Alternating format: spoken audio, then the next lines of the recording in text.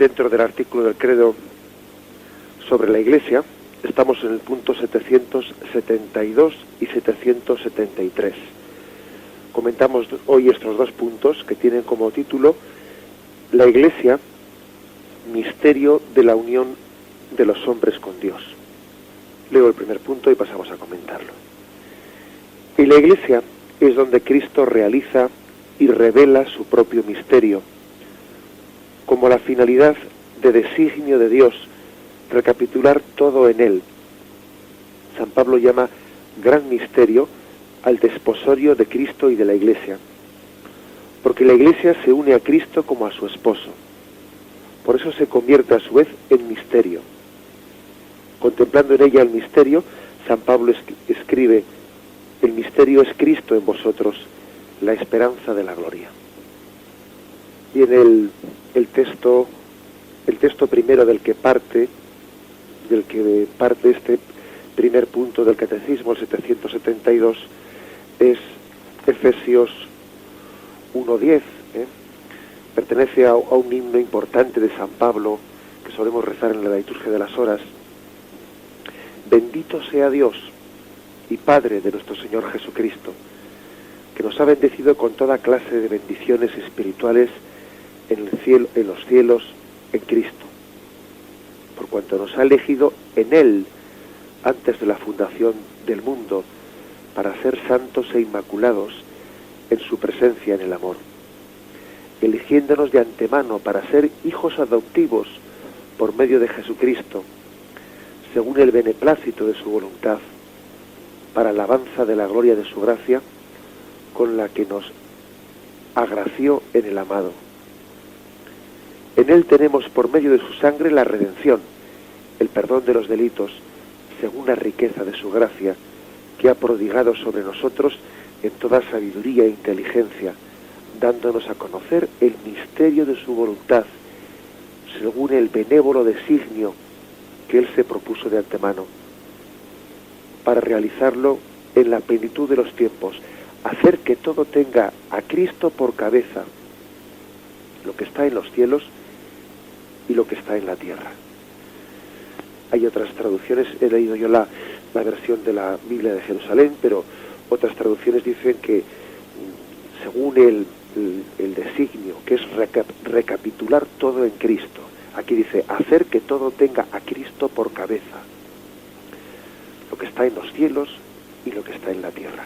Es decir, aquí se hace referencia en ese texto de San Pablo al designio primero de Dios.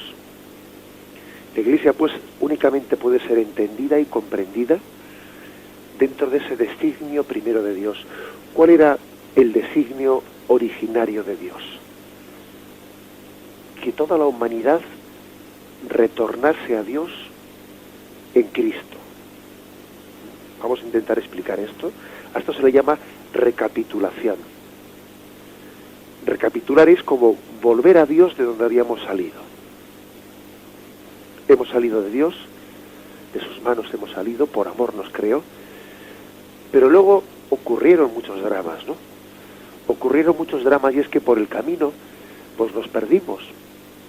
Vino el misterio del pecado, y en ese pecado el hombre perdió su rumbo, perdió el punto de partida. Parecía que eso le llevaba a olvidarse de quién le había engendrado y cuál era su norte, a dónde se dirigía.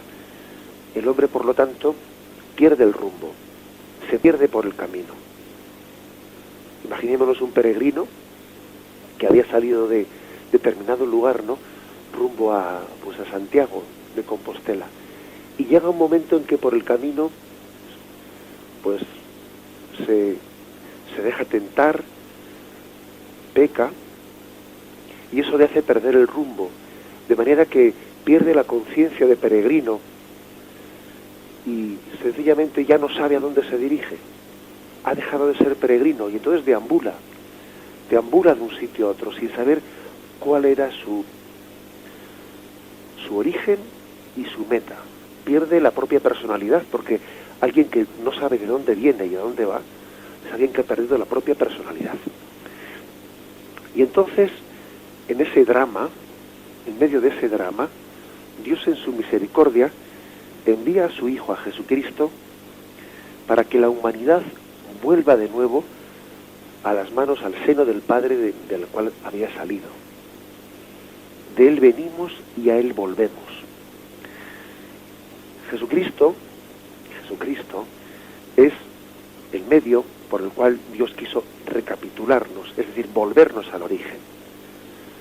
Imaginad esa parábola del hijo pródigo. La humanidad está representada en ese hijo menor que sale de la casa del Padre, sale apartándose, ¿no?, de la casa del Padre. Y para conseguir que regrese a la casa del Padre, pues hay una imagen ahí que falta en esa parábola. La imagen que falta en esa parábola es la imagen de Jesucristo, el buen hijo del Padre, que le dice a su Padre: Padre, envíame en búsqueda de mi hermano menor. Yo quiero ir a buscarlo. No descansaré hasta encontrarlo. No tomaré aliento hasta que lo vuelva a traer a casa. Lo cargaré sobre mis hombros, limpiaré sus heridas, lo purificaré, lo volveré a traer a casa. En la parábola del hijo pródigo falta, porque es que es Jesucristo mismo quien va a completar esa imagen, falta la imagen del buen hijo del Padre, que le pide a su Padre que le envíe, y el Padre envía a ese buen hijo en búsqueda de su hermano menor, para encontrarlo, para rescatarlo, para curar sus heridas, para cargarlo sobre sus hombros y para retornarlo a la casa del Padre. A esto se le llama aquí en este texto de Efesios para recapitular todo. Por lo tanto, Dios no se quedó con los brazos cruzados viendo el drama del hombre, viendo el drama de un hombre que había salido de sus manos y no retornaba, se perdía por el camino. No se queda con los brazos cruzados, sino que envía a su Hijo. Y hoy sigue haciendo lo mismo, es decir, aquí lo que este punto del catecismo nos dice es que aquello no fue una historia pasada. Eso se está reviviendo en este momento a través de la presencia de la Iglesia, que continúa el misterio de Cristo. Y la Iglesia pues presta sus manos, presta su corazón, presta su ser a Jesucristo como su cabeza, para que a través de este cuerpo místico de Cristo, Jesucristo siga rescatando, nos siga volviendo, recapitulando todo hacia Dios Padre, para que todo sea recapitulado en Cristo. Este es el sentido, ¿no?, de la palabra recapitulación. Y por eso el punto 772 parte de esta afirmación. ¿Cuál era el designio de Dios? Este era el designio de Dios: recapitular todas las cosas en Cristo. Y la palabra recapitulación es como volver a sus orígenes. El hombre ha sido creado para dar gloria a Dios. El hombre ha sido creado para vivir en intimidad con Dios. Ese era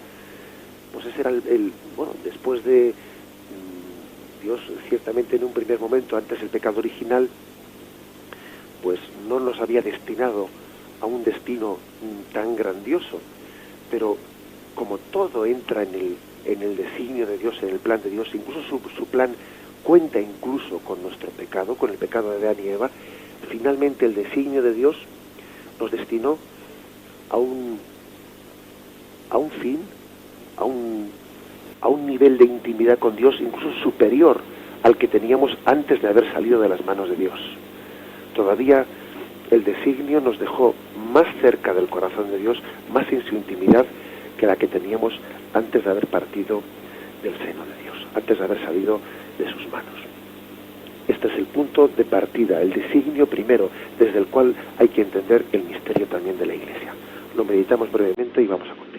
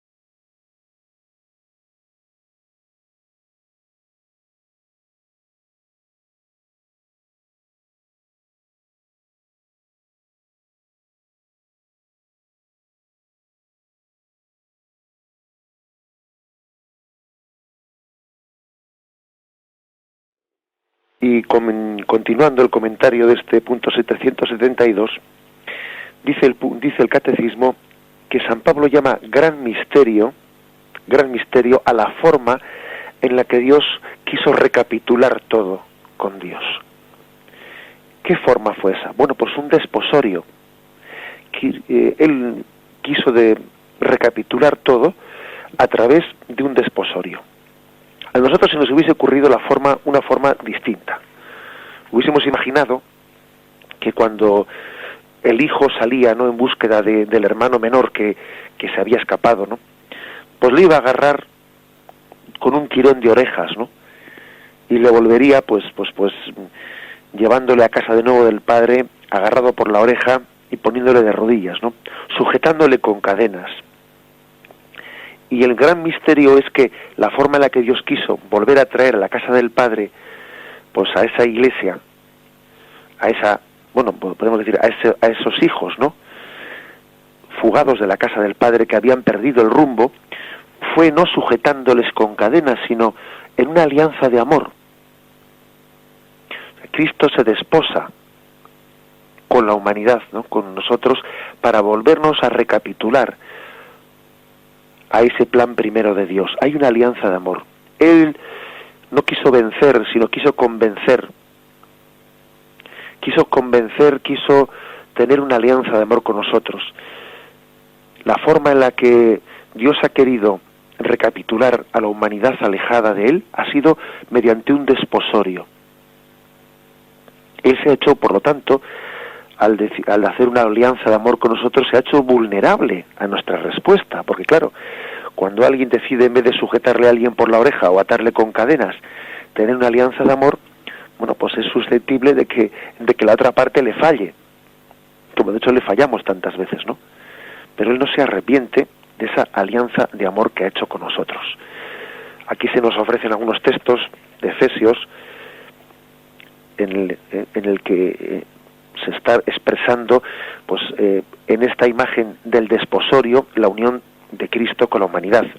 Efesios 5, 25, 27. Maridos, amad a vuestras mujeres como Cristo amó a la Iglesia y se entregó a sí mismo por ella, para santificarla, purificándola mediante el baño del agua, en virtud de la palabra, y presentársela resplandeciente a sí mismo, sin que tenga mancha ni arruga ni cosa parecida, sino que sea santa e inmaculada. Por lo tanto, la imagen del matrimonio, el matrimonio es imagen de la unión de Cristo con su Iglesia. Y hablando del matrimonio, dice San Pablo, gran misterio es este, lo digo respecto a Cristo y a la Iglesia. Él, por lo tanto, utiliza esta imagen del desposorio.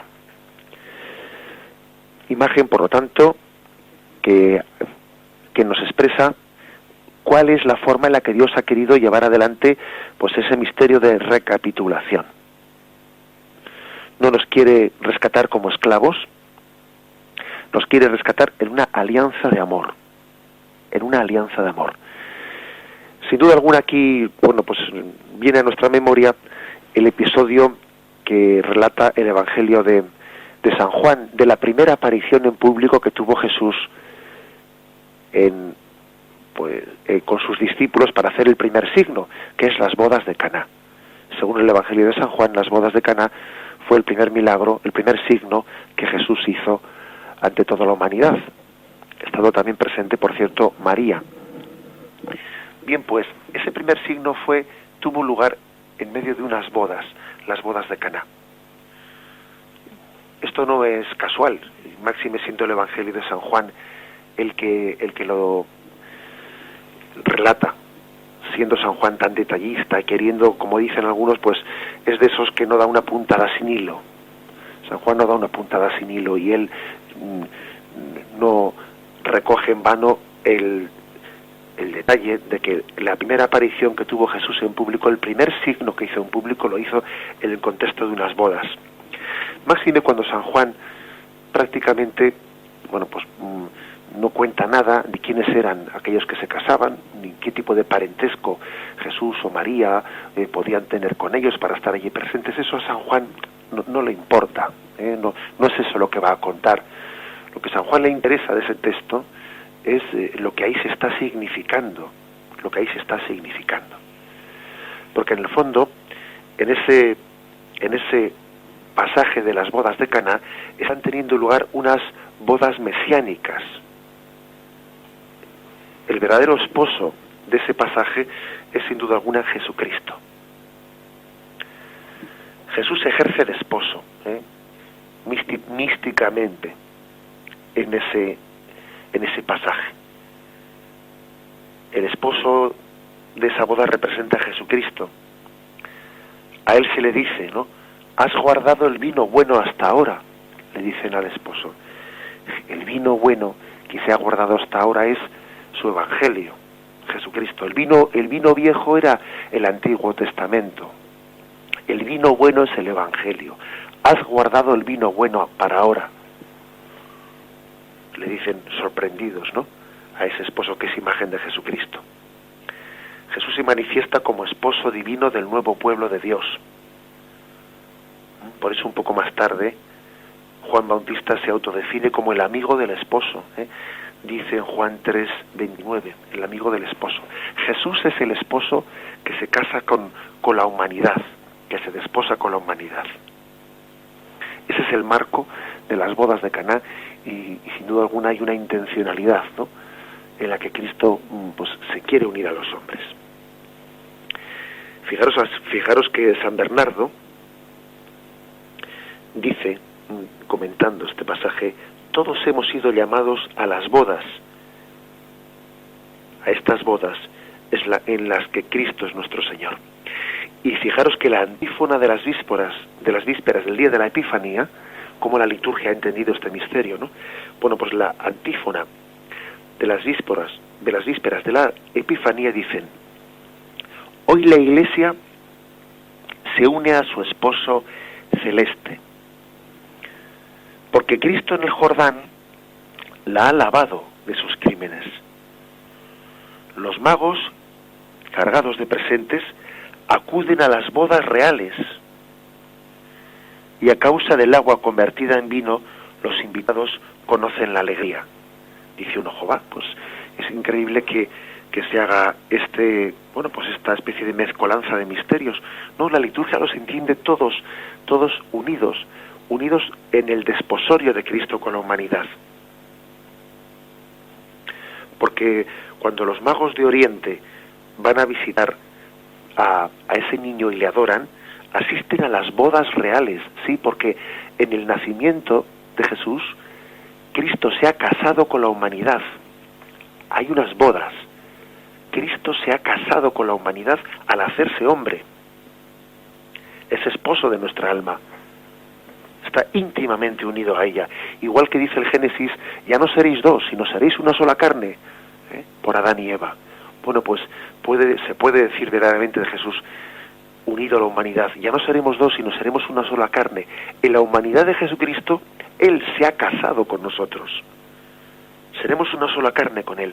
Somos una sola carne con Cristo en la encarnación. Lo que ocurre es que, igual que en las bodas de Caná Jesús convirtió el agua en vino, al casarse con esta carne humana, Él también quiere convertirla en vino, y en vino bueno. Quiere hacer de nosotros el hombre nuevo. Quiere renovarnos. Él se desposa con esta carne humana, pero para hacerla de ella un vino bueno, para purificarla de sus corrupciones. Y así esta humanidad que está casada con Jesús sea renovada. Jesús no se desposa con nosotros, pues para ser el típico esposo que se conforma con un tipo de convivencia más o menos anodina. No, Él viene a desposarse con nosotros para transformarnos interiormente, para cambiar el agua en vino, para cambiar el vino viejo en vino nuevo. A vino nuevo, odres nuevos, ¿no? A esposo nuevo, esposa nueva. Si Cristo es un esposo nuevo, merece una esposa nueva, merece una esposa renovada, una esposa santificada. Y ese somos nosotros, la esposa santificada, la Iglesia renovada, esposa de Cristo. Él mismo cambia a su esposa, la hace santa, para poder desposarse con nosotros, ¿no?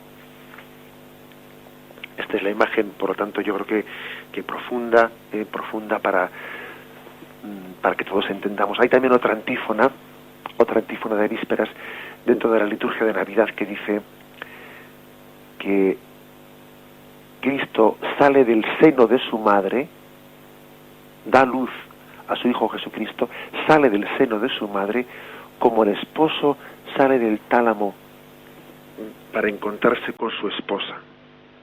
Curiosamente también ahí se habla, ¿no?, del nacimiento de Jesús en un término de desposorio. Él se desposa con la humanidad, le hace carne de su carne, sangre de su sangre. Ya no seréis dos, seréis una sola sangre. Es el desposorio de Cristo con la humanidad. Así ha querido Dios recapitular toda la humanidad en Cristo. A eso se refiere, por lo tanto, ¿no?, esta imagen tan hermosa. Vamos a meditarlo brevemente antes de continuar.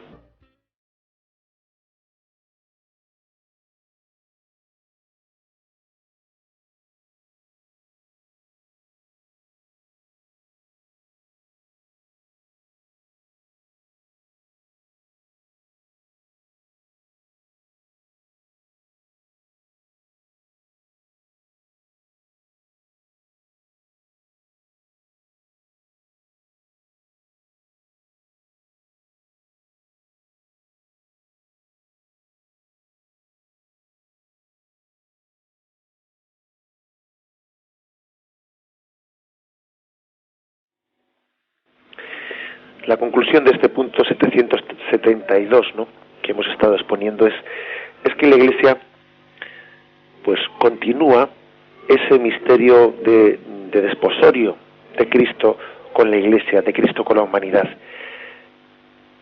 Si Cristo se ha unido con nosotros, ¿no?, en esa unión esponsal, y eso era un misterio, la Iglesia se convierte en misterio de la unión de Dios con los hombres. La Iglesia se convierte también como en esa humanidad en la que son carne de su carne y sangre de su sangre, la humanidad con Jesús. También así la Iglesia se convierte en ese misterio de unión de los hombres con Dios. Y continúa el punto 773. En la Iglesia, esta comunión de los hombres con Dios, por la caridad que no pasará jamás, es la finalidad que ordena todo lo que en ella es medio sacramental ligado a este mundo que pasa. Su estructura está totalmente ordenada a la santidad de los miembros de Cristo, y la santidad se aprecia en función del gran misterio en el que la esposa responde con el don del amor al don del esposo. María nos precede a todos en la santidad, que es el misterio de la Iglesia, como la esposa sin tacha ni arruga. Por eso la dimensión mariana de la Iglesia precede a su dimensión petrina. Bueno, explicando este punto, yo creo que hay aquí dos afirmaciones principales. Que todo en la Iglesia, el ser de la Iglesia, la razón de ser, ¿no?, de este misterio que es la Iglesia, que prolonga la humanidad de Jesucristo, la unión de Cristo con los hombres, la razón de ser de la Iglesia es hacer santos, es llevarnos a la santidad. Todo está ordenado, dice, a la caridad y a la santidad. ¿Para qué está la Iglesia? Pues la Iglesia está para esto, no está para otra cosa. La Iglesia está para hacer santos. Decía alguien con una imagen así un poco provocativa, ¿no? Pero bueno, se entiende. Le decía, la Iglesia es una fábrica de santos. Pues sí, la Iglesia está para hacer santos. La Iglesia está para ordenarnos a la caridad, al fin último para el que hemos sido creados. La Iglesia es una madre, una esposa de Cristo y por lo tanto una madre nuestra, que nos concibe en Cristo y concibe a sus hijos, los concibe a la gracia, en la vida de gracia, los gesta en su interior. Imaginémonos el ejemplo, ¿no?, de la maternidad. Ella concibe en Cristo, en la gracia de Cristo. Nos va gestando con buenos ejemplos, proponiéndonos los ejemplos de los santos. Nos concibe a la vida de gracia, nos gesta, nos amamanta con sus sacramentos y finalmente, al final de nuestras vidas, nos encomienda. Hay como un parto por el que la Iglesia nos da luz a la vida eterna. ¿Qué es un funeral? El funeral, que es el último adiós de la Iglesia a uno de sus hijos. La Iglesia que ha concebido a ese hijo en el bautismo, que lo ha gestado, que lo ha amamantado por los sacramentos, finalmente, al final de la vida, le encomienda a Dios. Y en el funeral lo que hace es encomendarle y ponerle en manos de Dios. Le da el parto definitivo a la vida eterna, después de haberle estado gestando a ese hijo pues durante toda su vida terrena. Finalmente, el último momento, la Iglesia le encomienda a Dios. Así pues, buenamente podemos decir, ¿no?, que el ser de la Iglesia se entiende de esta forma. La Iglesia engendra hijos para el cielo. Engendra hijos para el cielo. Esa es su razón de ser. Lo demás, bueno, pues aquí estamos perdiendo el tiempo, porque nos estamos preparando para la vida eterna. Y todo tenemos que verlo en esta dimensión. Porque cuando uno pierde esta perspectiva y se pierde por el camino en detallitos, en tonterías, en fricciones, en que mira aquel cómo lo ha hecho, cómo lo ha dejado de hacer, pero hombre, pero si es que lo que no puede ser es que pues que una motita de polvo nos impida ver la finalidad de la Iglesia Madre, que nos concibe en la gracia, que nos gesta, que nos amamanta y que finalmente nos encomienda a Dios. ¿Qué significa la palabra encomendarnos a Dios? Sino decirnos: a Dios vuelves, de Él vienes y a Dios vuelves. Dios es tu meta. Esto es recapitular todo en Cristo, lo que decía este texto de Efesios que hemos comentado. Esto es volver a aquel del que saliste, a Dios. La Iglesia, cuando celebra un funeral, está diciendo a uno de sus hijos: a Dios vuelves, del cual saliste. Bien, esta es una de las primeras afirmaciones, ¿no?, aquí yo diría tajantes y contundentes de este punto 773. La estructura de la Iglesia está totalmente ordenada a la santidad de sus miembros. Y no tiene otra razón de ser. No tiene otra razón de ser porque, bueno, pues porque se estaría equivocando de raíz, ¿no?, quien entendiese la Iglesia en otras categorías distintas a esta. Y a veces se intenta, ¿no?, pues pensar que la Iglesia pues es una estructura de poder y bueno, la Iglesia no tiene otra razón de ser que la de la santificación de sus miembros. Y dice una cosa hermosa, que María, la Virgen María, es como la imagen de la Iglesia, dice, nos precede a todos en la santidad, que es el misterio de la Iglesia, como la esposa sin tacha ni arruga. Ella nos enseña a todos a ser esposa. Ella nos enseña a todos a dejarnos querer por el esposo. Porque la verdad es que la gran dificultad que tenemos es el de dejarnos moldear por el esposo. Dejarnos querer, dejarnos transformar, ser una sola carne con él. María es, por lo tanto, el misterio de la Iglesia, esposa sin tacha ni arruga, como dice Efesios 5:27. Es la imagen de la esposa perfectamente moldeada por el esposo. Bien, y aquí añade una cosa importante, ¿no?, el catecismo. Dice, hablando de esta imagen de María, la esposa sin tacha ni arruga, dice, por eso la dimensión mariana de la Iglesia precede a su dimensión petrina. Este es un tema que ya en alguna ocasión pues hemos hecho alguna referencia a él, pero hoy lo vamos a abordar en esta parte final del comentario de una manera más profunda. La dimensión mariana de la Iglesia precede a su dimensión petrina. Vamos a hablar de estas dos dimensiones de la Iglesia. Para entender el misterio de la Iglesia hay que caer en cuenta de que hay como dos dimensiones, dos perfiles, también dos dimensiones.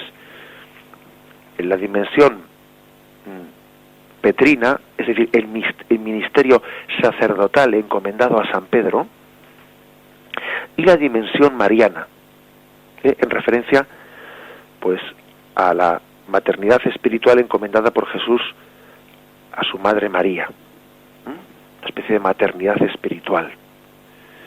La dimensión sacerdotal y la dimensión mariana. Se le llama la dimensión petrina, porque parece que Pedro, bueno, pues encarna un poco, encarna ese ministerio sacerdotal: te daré las llaves del reino de los cielos, lo que ates en la tierra quedará atado en los cielos, y la dimensión mariana. cuando algunos caen en el tópico, ¿no?, de acusar a la Iglesia de ser machista, porque dicen porque la Iglesia excluye a la mujer del sacerdocio y la relega, dicen, no, a puestos secundarios, dejan patente pues la incapacidad que tienen para entender pues este rico misterio de espiritualidad que está en el fondo de estas vocaciones diversas, ¿no?, de las que Cristo nos revela que existen, ¿no?, la vocación petrina y la vocación mariana. ¿Qué es más importante? ¿La vocación de Pedro o la vocación de María? ¿Qué es más importante de las dos? A ver, ¿qué es más importante? ¿La vocación de Juan Pablo II o la vocación de la Madre Teresa de Calcuta? ¿Quién está antes, Pedro o María? Jesús, desde luego, no admitiría ni tan siquiera la pregunta. Es que no nos permitiría ni hacer la pregunta. Jesús nos respondería, como responde en Marcos 10, en versículo 44 y 45. Vosotros nada de discutir quién es el primero. El que quiera ser grande, sea vuestro servidor. Y el que quiera ser primero, sea esclavo de todos. Porque el Hijo del Hombre no ha venido para que le sirvan, sino para servir y dar su vida en rescate por todos. Por tanto, hay que decirnos, sin pestañear, que pervierte la Iglesia y pervierte el sentido de la Iglesia quien pretende entenderla en términos de poder, ya que se trata de un concepto totalmente ajeno al sentir de Cristo, como si el que tiene el ministerio petrino tiene el poder en la Iglesia. ¿Pero qué es poder en la Iglesia, Dios mío? El poder, eso que tú llamas poder en la Iglesia, Cristo lo llama servicio, lo llama pues estar de rodillas limpiando los pies, limpiando los pecados de la humanidad. Eso que tú llamas poder, Jesús lo llama ser servidor de los pobres, servidor de la humanidad. ¿Se imagina alguien a María haciendo una reivindicación de protagonismo en la Iglesia, como si esto fuese una cuestión de protagonismo? Sería ridículo, ¿no? Por eso hay que decir que estas dos dimensiones, la dimensión mariana y la dimensión petrina, la dimensión del ministerio sacerdotal y esa otra dimensión de ser esposa de Cristo y madre de la humanidad, esa dimensión están plenamente conjuntadas. Pedro conduce de la mano a María. El perfil mariano engloba no únicamente pues lo que podríamos llamar la espiritualidad de las religiosas en la Iglesia. El perfil mariano se entiende por todos los carismas que el Espíritu Santo suscita dentro de la Iglesia, lo que son, por ejemplo, los movimientos eclesiales. Todas las realidades que el Espíritu Santo suscita en la Iglesia forman parte de lo que se llama el perfil mariano, o esa dimensión mariana de la Iglesia. Pues bien, Pedro conduce de la mano a María, y Pedro conduce de la mano a esos carismas que Dios suscita en los movimientos eclesiales.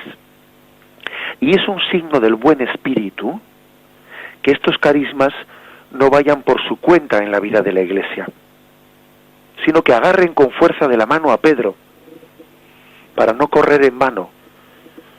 Acordaos de Gálatas 2, que dice que Pablo, después de haber recibido la fuerza del Espíritu, después de haber recibido el encuentro con Cristo, subió a Jerusalén a presentarse a los apóstoles para que le diesen su bendición, no fuese a correr en vano. Dice, no estuviese yo por si acaso siendo tentado y haciendo las cosas por mi cuenta. Él buscó la bendición de Pedro y de los apóstoles. No fuese a correr en vano, dice Gálatas 2:2. No basta con que el Señor haya salido a mi encuentro y me haya tirado del caballo. No basta con que el Espíritu me haya iluminado. Por si acaso quiere ir agarrado de la mano de Pedro y de los apóstoles. No vaya a ser tentado yo y esté corriendo aquí yo por mi cuenta al margen de la Iglesia de Cristo. Por eso el perfil mariano de la Iglesia, el perfil mariano, es conducido por Pedro agarrado de la mano. Se trata de no caer en la tentación de Satanás a los espíritus soberbios, quienes se creen a veces más santos y en consecuencia piensan que no necesitan que un pecador les confirme la fe. Pero sí, la Iglesia mariana, ese perfil, esa dimensión mariana, necesita que un pecador les confirme la fe. Lo necesita. Fijaros que en los primeros siglos de la Iglesia existió una herejía, una auténtica fricción y un cisma dentro de la Iglesia por motivo de que del siguiente hecho, el hecho de que cuando la Iglesia era perseguida en algunas de las persecuciones en tiempos del Imperio Romano, pues había algunas personas que por miedo al martirio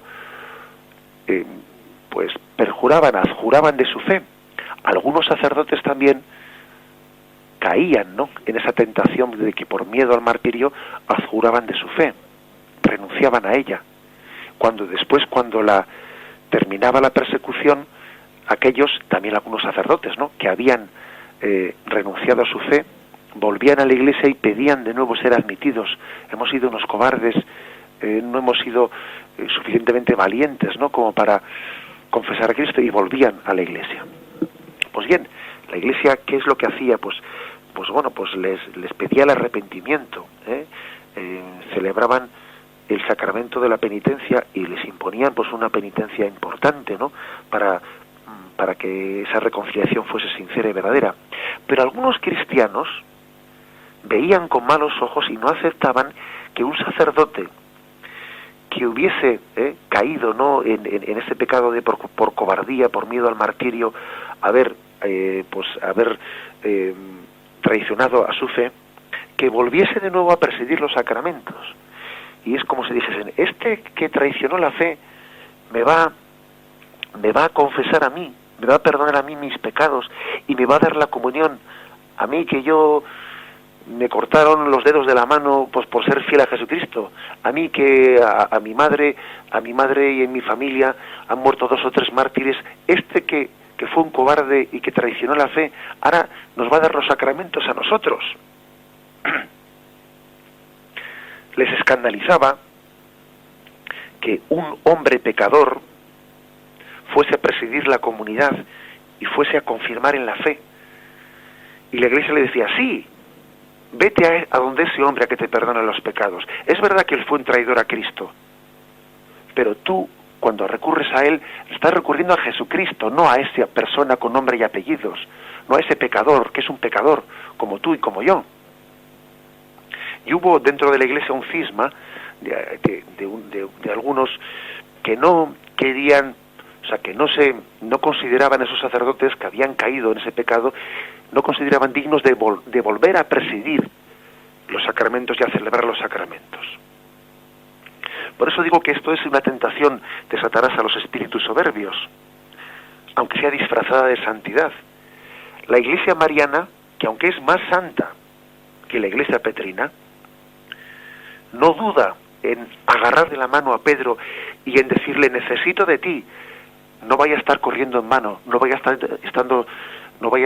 a ser engañada por Satanás en una tentación de soberbia. Necesito que Pedro me agarre de la mano para que me confirme.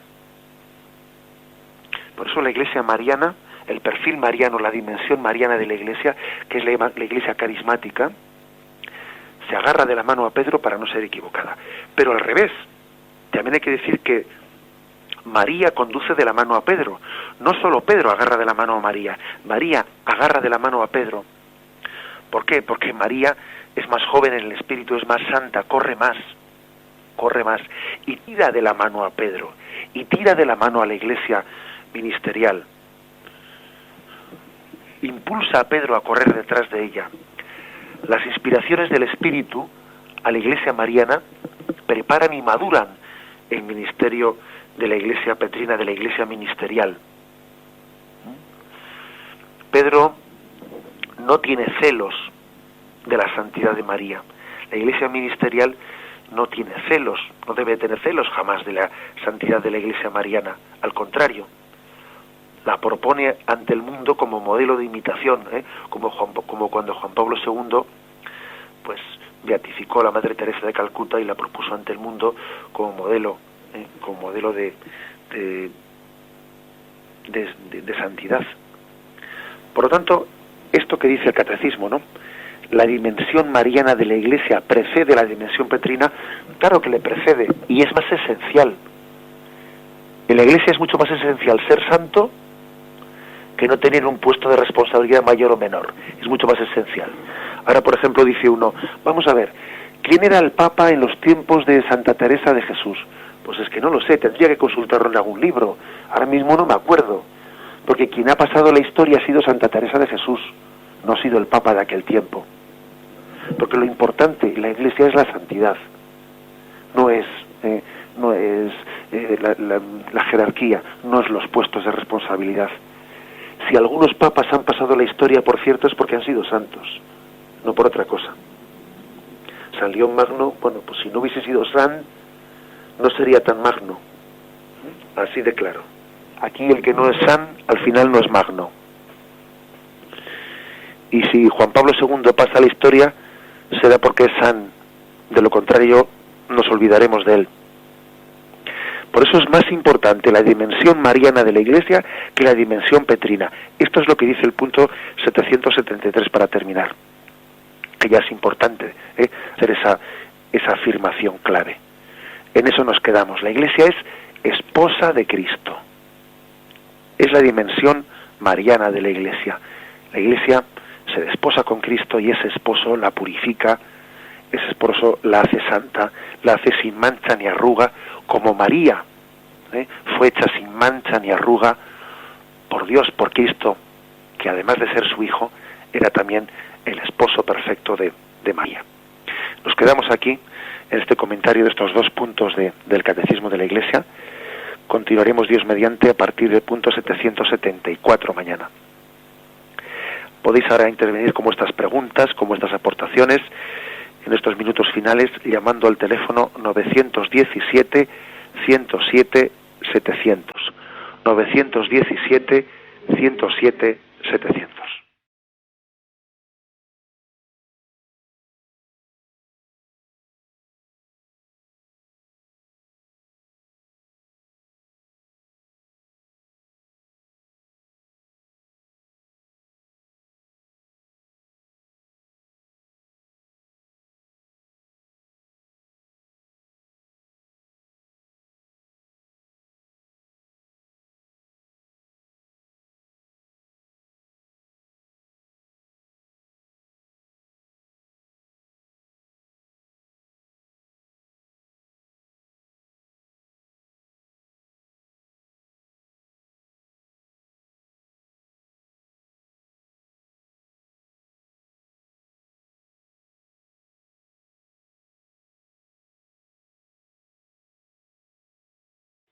Buenos días, ¿con quién hablamos?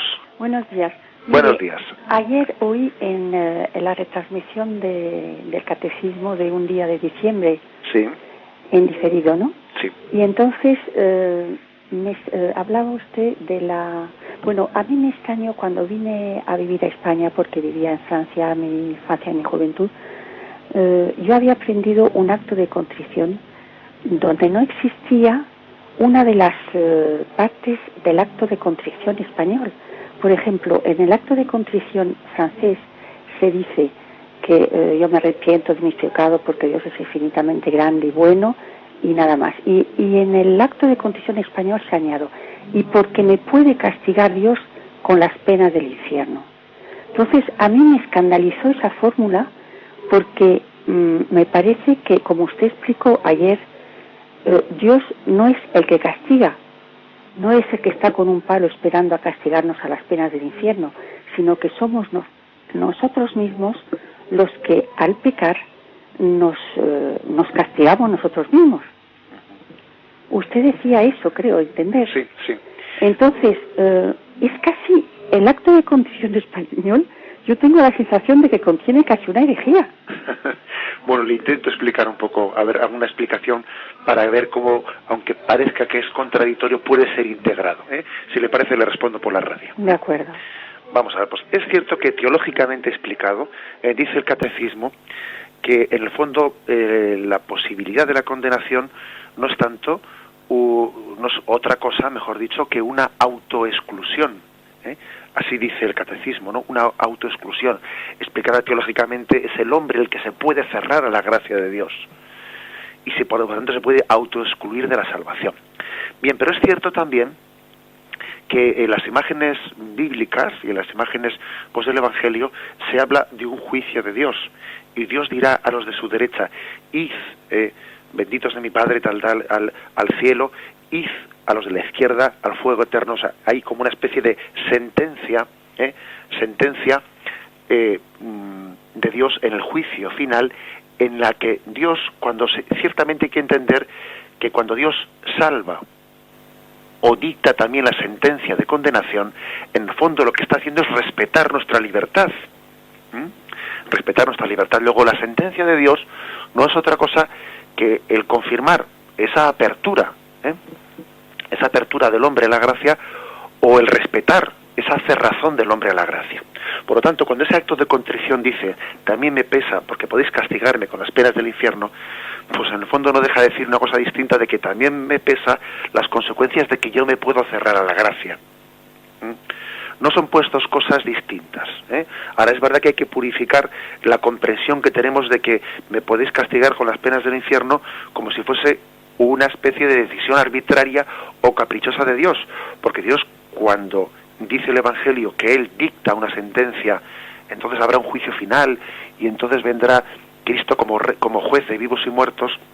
Ese juicio lo que hace es respetar la decisión de la libertad del hombre de abrirse a la gracia o cerrarse a ella. Y es verdad que hay imágenes de la Escritura en las que se habla directamente de Cristo que juzga a la humanidad, pero también es verdad que ese juicio no es otra cosa sino que el respeto mismo de Dios a la decisión del hombre, de abrirse a la gracia o cerrarse a ella. Vamos, en conclusión, que aunque parezca que pueden ser dos cosas distintas, son perfectamente complementarias. Cristo juez lo que hace es dar un designio que no es ajeno al propio respeto, al respeto de la libertad del hombre. Adelante, pues, damos paso a la siguiente llamada. Buenos días. Sí, buenos días. Buenos días, adelante. Soy Pedro y le hablo aquí desde el norte de Baskonia. Esto, bueno, pues hay dos temas que van unidos, porque la Iglesia, según veo, es el misterio completo de Cristo, pero en el sacramento mismo, pues claro, la materia en este caso son los contrayentes, pienso, y son los al mismo tiempo ministros, y además cuando uno, por ejemplo, pues no tiene la facilidad del hablar y no puede pues transmitir el sí o el no o el bolo, como decían antes, pues entonces puede ser escrito o así. Y después la última consideración es la primera, pues que el misterio, como es una cosa tan cerrada, tan misteriosa, que abarca pues toda, al fin y al cabo el séptimo sacramento, que abarca, como digamos, desde la muerte que nos acoge la Iglesia con el bautismo, hasta después en el sacramento que se une místicamente como sacramento pues a toda la Iglesia, una santa católica y apostólica. En ese caso, pues pienso que el misterio está encerrado en el amor de Jesús a María, que lo dio allí en la cruz al decir a Juan, en la representación pues de todos nosotros, y después lo confirmó en Pedro. Estaba leyendo un poco las últimas recomendaciones que decía el Papa Juan Pablo I, que decía, escribo temblando, y hablaba pues de Jesús en este misterio tan grande del sacramento de el matrimonio, de la unión del hombre y la mujer. Nada más para aclarar algún concepto suyo, pues muchas gracias.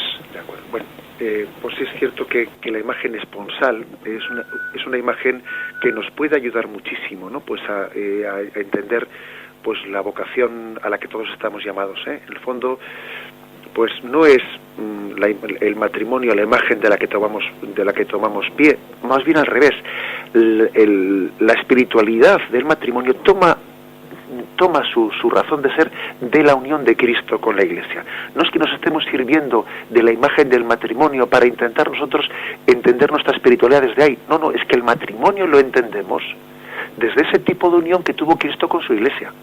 El referente primero pues es la unión de Cristo con su Iglesia, y desde ahí entendemos el matrimonio. O sea, desde ahí se entiende la unión del hombre y la mujer. Bien, dejamos aquí el comentario, que ya nos hemos pasado la hora. Damos gracias al Señor por haber tenido esta posibilidad de comentar el catecismo de nuestra Madre la Iglesia. Seguiremos Dios mediante desde el punto 774. Alabado sea Jesucristo.